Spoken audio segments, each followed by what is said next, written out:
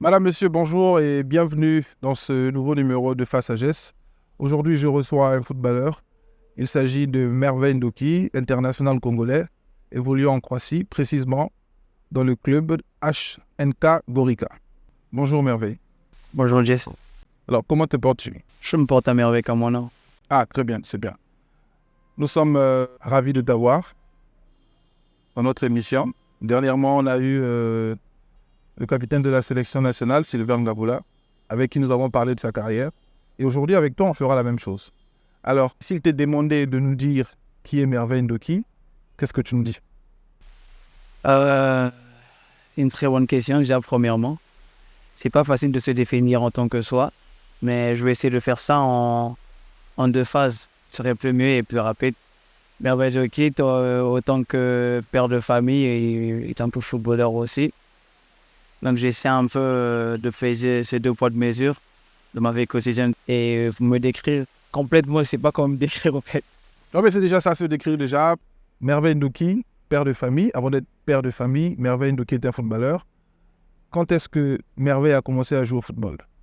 J'ai commencé à jouer dans des équipes de quartier, comme tout bon jeune du Congo commence sa carrière dans le terrain de sable et à gravir un peu des échelons petit à petit, passer par le Centre national de formation de football. Avant d'arriver au Centre national de formation du football, tu dis que tu as joué au football dans les quartiers. Est-ce que tu peux nous dire précisément dans quel quartier tu as grandi, où est-ce que tu as joué, dans quelle ambiance tu as commencé avec le football? J'ai grandi dans un quartier très chaleureux et très bruyant aussi. Le quartier que tout le monde connaît, le quartier Bakongo, Makele, j'ai grandi dans cette ambiance-là.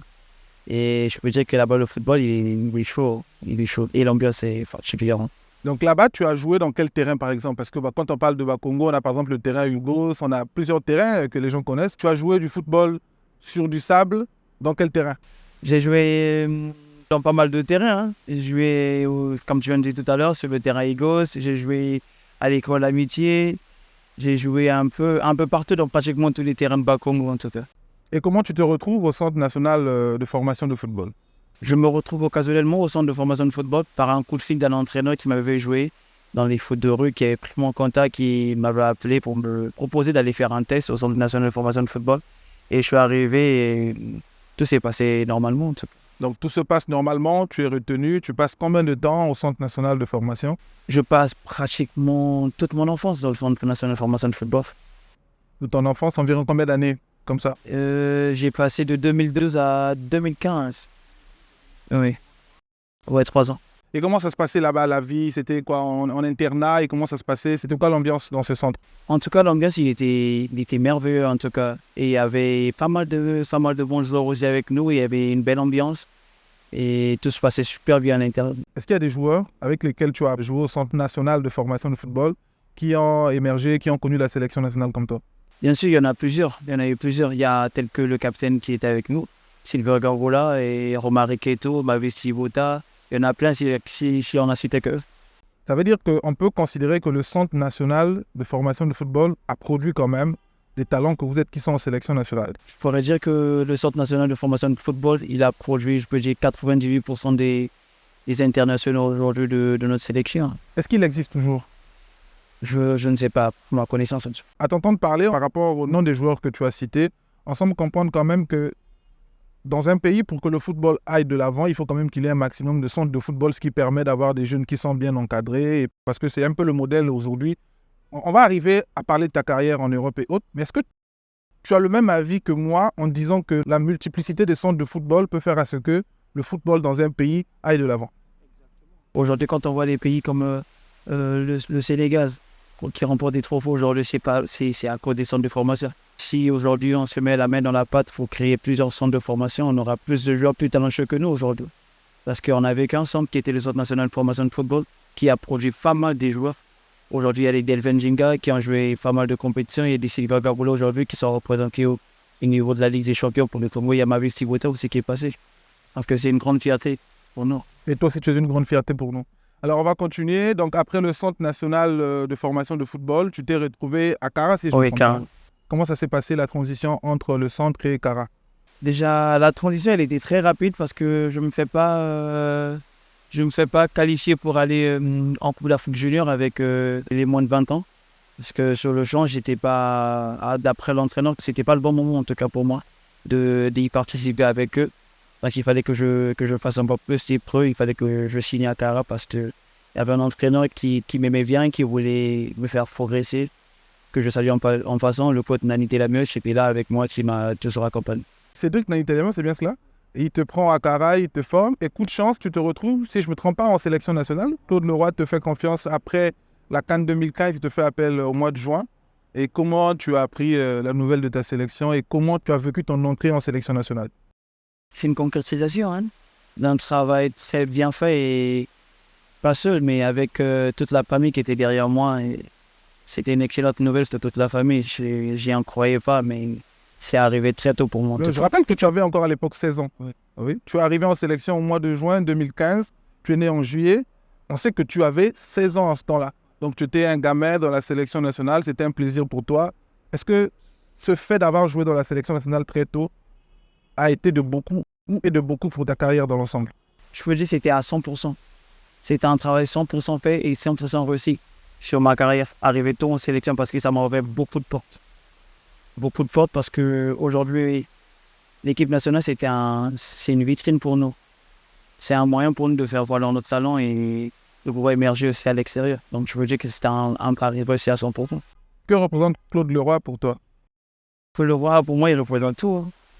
Tout parce que à 16 ans, donner confiance à un jeune qui vient tout juste de débuter dans la cour des grands, moi, je serai toujours redevable à cette personne. D'accord, très bien. Alors après, tu poursuis ta carrière, tu changes de club. Je souhaite que ce soit toi-même qui nous le dise. Après Cara, tu vas jouer où? Après Cara, je signe à Léopard.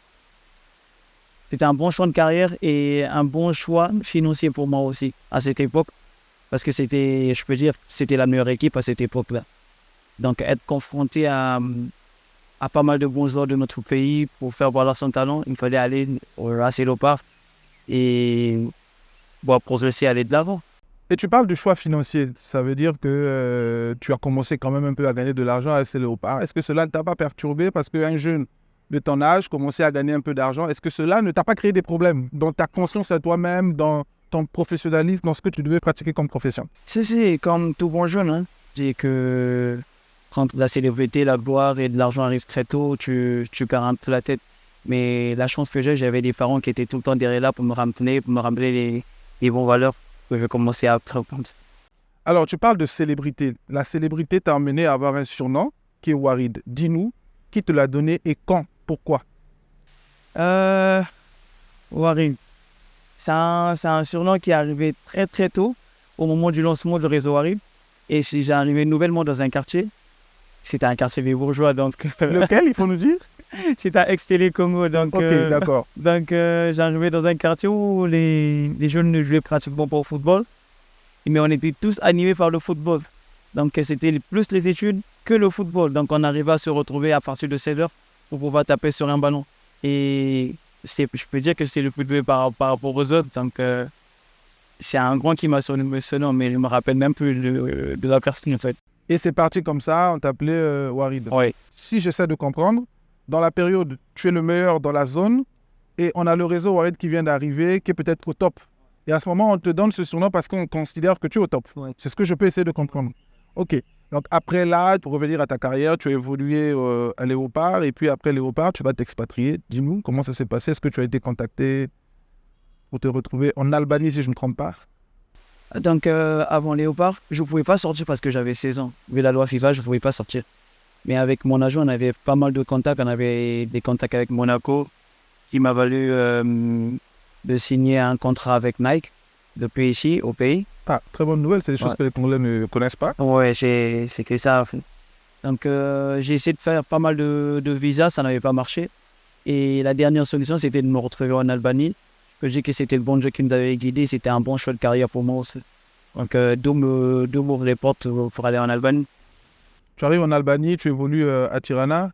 Et comment ça s'est passé là-bas? Tu n'as pas eu des problèmes avec l'adaptation? Déjà que là-bas, ce n'est pas le français, c'est un autre pays, c'est une autre culture.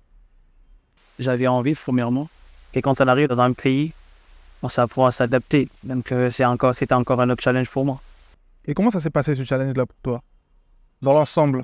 Dans l'ensemble, c'était dur. Premièrement, un jeune qui laisse toute sa famille derrière lui pour aller tenter l'aventure.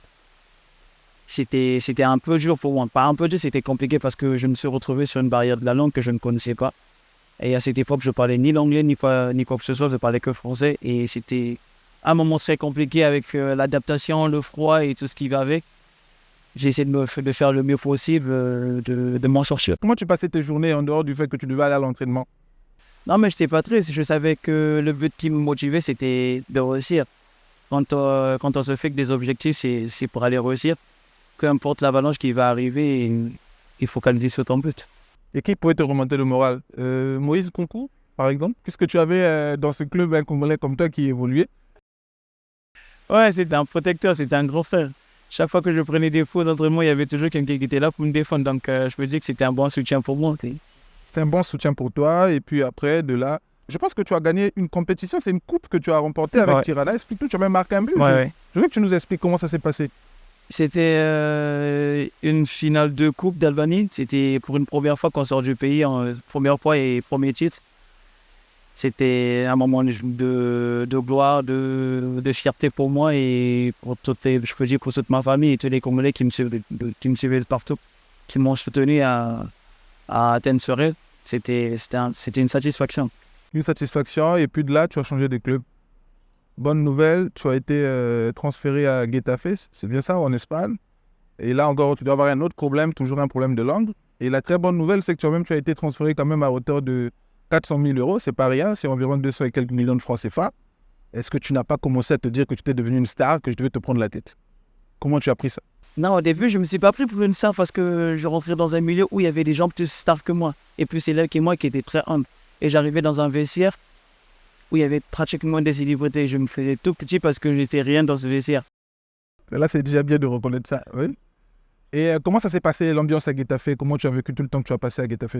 Bah, c'était une super ambiance. C'était une super ambiance. C'était une grande expérience pour moi d'arriver dans un nouveau pays, dans un grand championnat et dans un vestiaire où il y avait pratiquement que des stars. Et essayer de m'adapter aussi. Alors, dis-nous un peu, le championnat espagnol, ça ne peut pas être comme le championnat congolais. Une très grande différence. Déjà que le championnat espagnol, il est professionnel. Le championnat congolais, il n'est pas professionnel.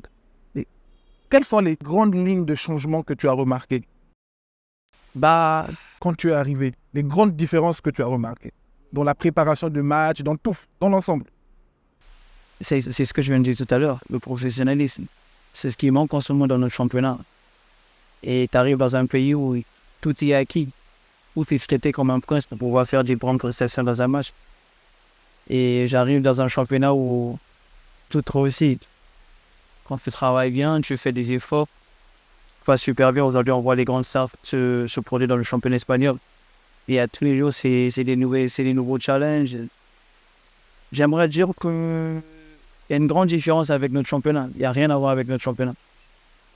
On est dans un niveau professionnel que le Congo aujourd'hui n'arrive pas encore à atteindre par rapport à d'autres pays. Donc, on a encore un grand travail à faire. Très bien. Alors, tu peux nous parler de la suite de ta carrière. Après Getafe, tu as été prêté plusieurs fois dans plusieurs clubs. Dis-nous comment ça s'est passé, dans quel club tu es allé. Déjà, quand je signe à Getafe, j'arrive en retard parce que je reviens au Congo. Il fallait faire un visa. Et ça m'a pris pratiquement 6 mois, pour choisir 5 mois et demi de faire un visa. C'était de me balader de Kinshasa à Brazzaville pendant 5 mois pour avoir un visa espagnol. Et j'arrive en Espagne pour intégrer le groupe. Je ne pouvais pas intégrer d'abord le groupe parce que le mercato il était fermé. Je n'étais pas inscrit dans le groupe pro. Il fallait que je m'entraîne avec l'équipe réserve. Tous les jours, je jouais les matchs avec l'équipe réserve et m'entraîner tous les jours avec l'équipe pro. Chose qui n'était pas facile pour attendre mon heure pour pouvoir jouer en janvier. Et je peux dire que là, c'était un moment un peu très compliqué pour moi, pour ma carrière. Et je me fais prêter à Majorque au bout de la deuxième saison parce que j'avais demandé pour plus de temps. Et j'arrive à Majorque, ça m'a un peu compliqué parce que j'ai accepté de venir à un match en sélection. Et ils m'ont posé un ultimatum que si je venais en sélection, je ne jouais pas en club. Et là, c'était en quelle année? C'est en 2018-2019. Et j'ai choisi le choix du pays, la sélection. Et ça s'est passé que je venais en sélection quand je revenais en club. Je pouvais passer 3 à 4 matchs sans jouer. Et c'est comme ce qui se passe en ce moment. Tu peux revenir encore en sélection. Je suis revenu 3 fois en sélection en 3 mois. Et je suis passé à côté des matchs au moins une douzaine de matchs. Qu'est-ce qui fait ça? Est-ce que c'est le même traitement accordé aux joueurs européens qui vont jouer les matchs en sélection nationale? Ou encore c'est un traitement spécifique aux joueurs congolais que tu es? Je veux dire qu'il y a une grande différence en fait. Si aujourd'hui j'ai pris cette sanction, c'est parce que j'ai eu les mots justes et corrects à dire aux dirigeants de mon club où j'étais à cette époque. Je leur ai dit que si j'étais français, ils ne devaient pas se comporter comme ça avec moi. Donc, vu que je suis un Africain, ils ont voulu montrer que c'est qui menait la danse, en fait. Et tu as souffert de cela assez longtemps. Et après, tu as quitté le club? Bon, les bouts de match qu'ils m'ont donné, qui a fait ce que le club de Barcelone puisse me repérer par rapport au bout de match qu'ils m'ont donné. Et le club voulait bien que je reste, que je termine la saison. Mais j'étais obligé de partir parce que ça se passait pas bien avec le grand club. Et au bout de 6 mois, j'ai eu des propositions de Barcelone.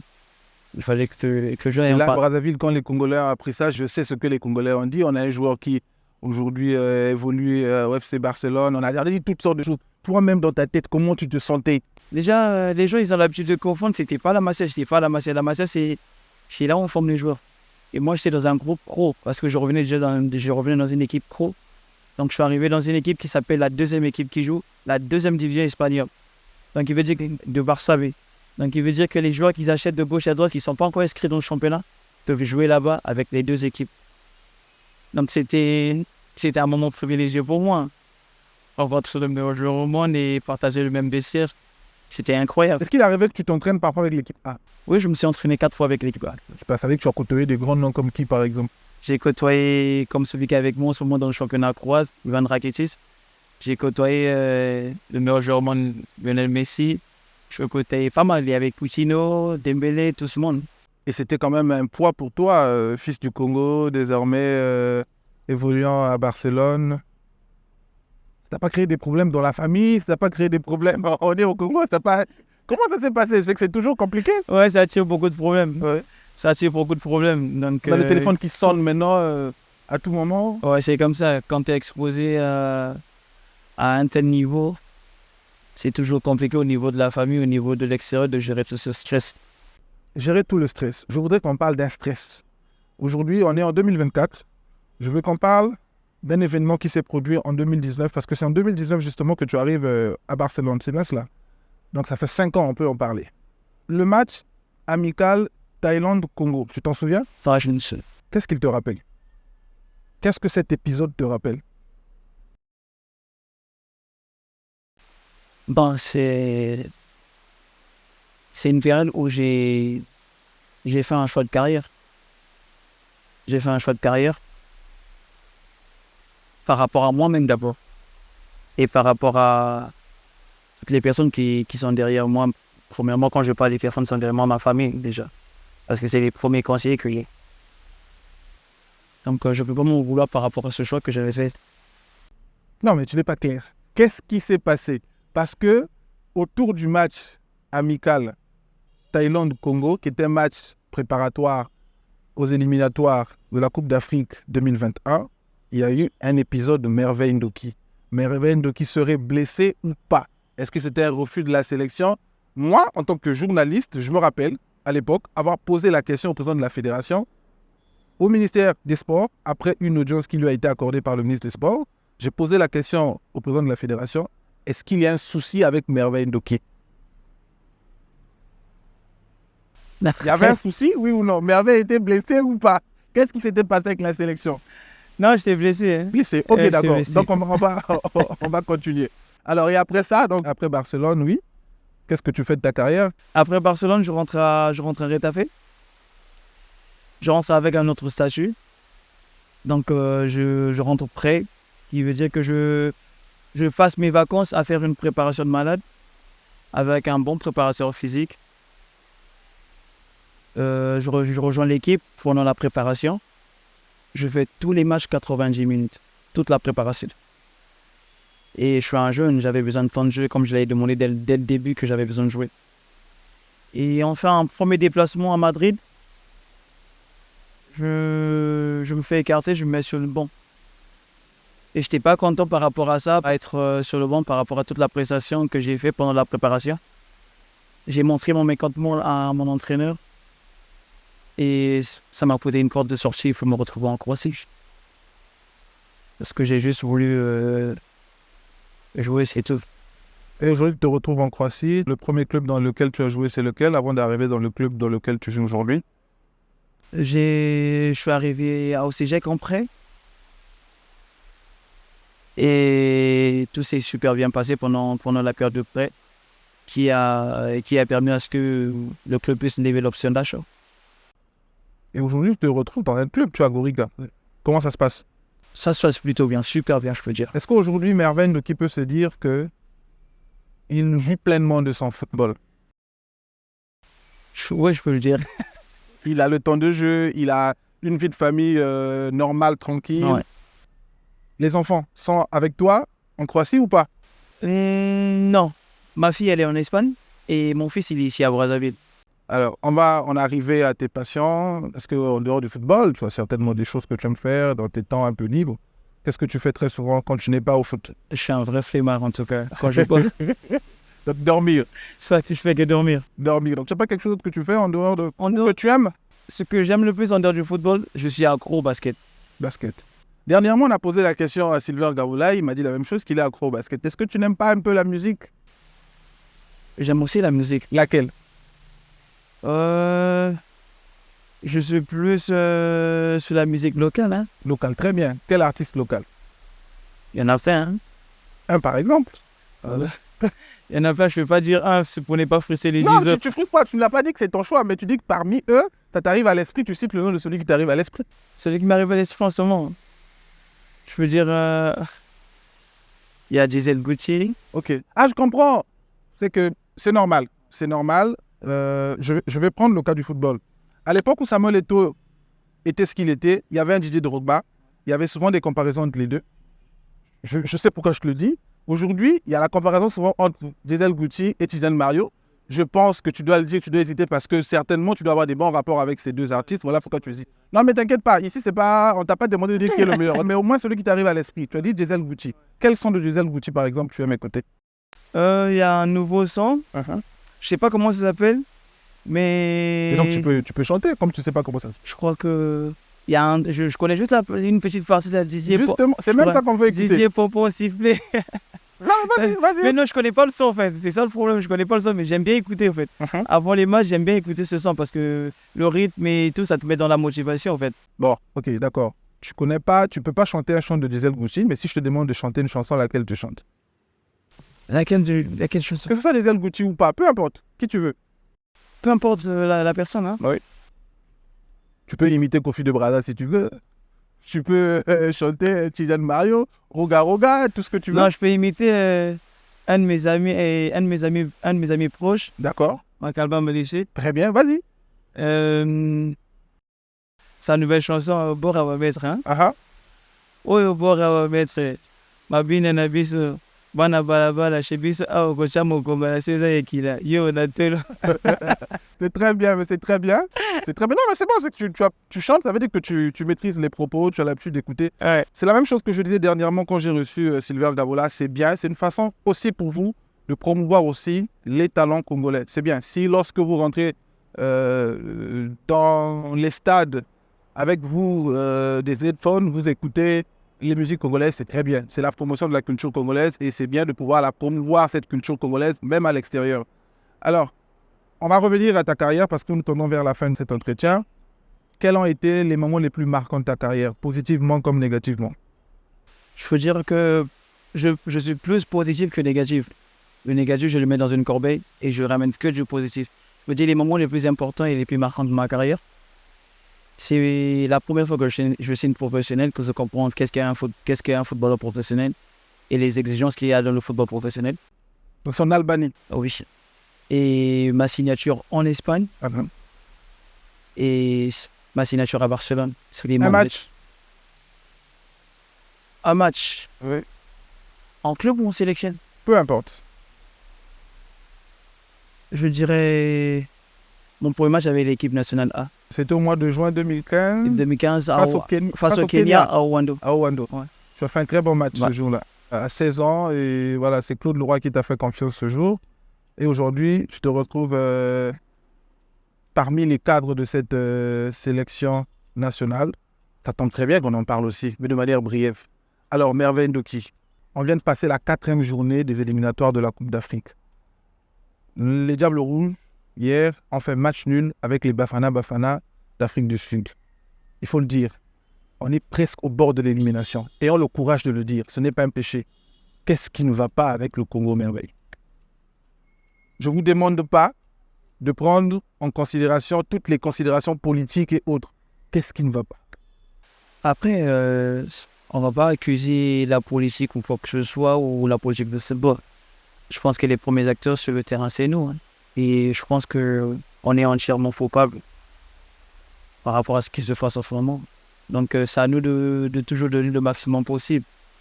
Est-ce que vous pensez que vous ne donnez pas le maximum?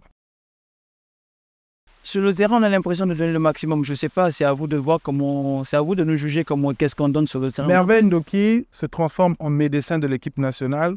On dit à Merveille de guérir l'équipe nationale. Quelle est l'astuce qu'il donne pour guérir l'équipe nationale du Congo? Je mettrai les moyens possibles. Les moyens possibles? Ouais. Moyens humains ou financiers? Sur tous les plans. Sur tous les plans. Donc ça veut dire qu'il y a un problème d'humain. Il y a un problème aussi financier au sein de la sélection nationale. Ça, je ne sais pas, en tout cas. Bon, ok. Mais au moins, on retient qu'il y a des problèmes en sélection nationale et on souhaite vraiment... Parce que le football, il faut qu'on le dise, c'est un facteur ou encore un vecteur de cohésion nationale. Malgré le fait qu'il y a des mauvais résultats qui s'enchaînent avec l'équipe nationale, il y a toujours mon stade. J'ai toujours dit une chose, un politicien tout seul ne peut pas remplir le stade Massamba Déba, sauf s'il donne de l'argent aux gens. Mais vous remplissez ce stade avec des gens qui viennent donner leur argent. Ça veut dire que vous portez un poids énorme du pays. Et donc, nous, on souhaite simplement que cette sélection redevienne ce qu'elle était. C'est vrai qu'on n'a pas vécu les épopées de 72. 2015 encore, c'était un peu ça. Mais on souhaite quand même que, dans les années à venir, que le football redevienne ce qu'il est. Peut-être avec l'Académie d'Alima. Vous en avez entendu parler? Oui, j'ai entendu parler. Est-ce que vous ne pensez pas peut-être que ce sont les jeunes à venir qui vont vous remplacer, qui vont faire l'affaire? Bah, bien sûr, après, c'est ce qu'on vient de parler tout à l'heure sur le Centre national de formation de football. Et là, on a une base déjà qui vient de se préparer. Et donc, il veut dire que c'est la relève de demain. Et je suis entièrement clair de ce qu'il fait. C'est une académie basée à Oyo. Alors, Merveille Ndoki, en tant que grand frère, en tant que... Oui, je sais que tu es parmi les leaders de l'équipe nationale. Quel conseil tu peux donner à ces petits frères qui... Parce qu'aujourd'hui, il y a même des parents qui ne veulent pas que leur fils joue au football au Congo. Pourquoi? Parce qu'ils se disent que c'est du temps perdu, ça ne sert à rien. Alors, quel message vous adressez à ces jeunes Congolais qui pratiquent le football, que ce soit ceux aujourd'hui qui ont été placés à l'Académie d'Alima, qui est notre espoir, ou encore ceux qui sont un peu éparpillés par-ci, par-là? Quel est le message que vous passez à ces jeunes avec toute l'expérience que vous avez, tout le talent que vous avez, tout le vécu que vous avez? Très bonne question. Premièrement, je veux dire à ces jeunes d'abord d'aller à l'école. Parce que, oui, le football, c'est bien beau. Hein. Mais l'école, ils vont suivre partout. Donc, de suivre leurs rêves, de continuer à rêver plus grand, plus que nous en tout cas. Et je pense que toutes les portes seront ouvertes pour eux. Et beaucoup de travail en tout cas. Alors, Merveille, tu es un footballeur professionnel. Mais avant d'être professionnel, comme tu l'as dit, tu as commencé à jouer au football dans les quartiers de Bakongo, Makelele. Est-ce qu'il y a des gens qui ont contribué à faire de toi la personne que tu es aujourd'hui? Oui, bien sûr. J'ai 3 personnes en tête.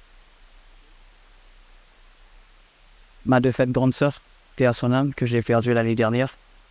Ma maman. Et Fabrice Ondama. Ah, Fabrice Ondama, pourquoi? Ce nom-là me dit quelque chose parce que c'est quand même un footballeur. Qu'est-ce qu'il a fait de grand pour ta carrière? De grand, mais de beaucoup. Avec beaucoup de conseils. Et déjà que c'est mon idole aussi. Ah, mais tu es un vrai Congolais? Parce que les autres ont comme idole des joueurs français, brésiliens, coréens, qu'est-ce que je sais, mais pour toi, l'idole, c'est un footballeur congolais. Tu es très attaché vraiment à ton pays. Vraiment mon pays, en tout cas. C'est 100% congolais qui est. Ah, c'est très bien. Bravo. Alors, ça a été un plaisir pour nous de te recevoir. Merveille, merci. Te souhaitant un bon retour en club parce que je pense que le regroupement en équipe nationale vient de se terminer. Une fois de plus, merci de nous avoir accordé ton temps pour que nous puissions échanger. Et nous espérons t'avoir encore dans nos émissions de Van TV la prochaine fois que tu seras à Brazzaville et avoir tes informations de tout ce que tu fais en club. En tout cas, merci beaucoup. Le plaisir, il est pour moi, en tout cas. Merci. Merci. Nous arrivons au terme de cette émission. Madame, Monsieur, merci de nous avoir suivis. Je vous donne rendez-vous au prochain numéro.